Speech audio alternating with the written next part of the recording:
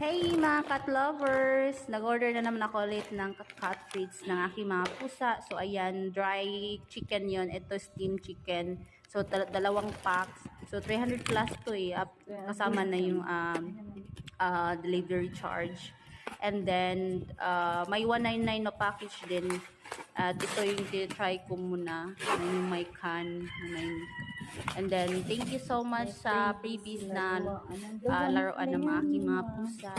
And then, may 5 sila na cat cake na salmon, 5 chicken at 5 tuna.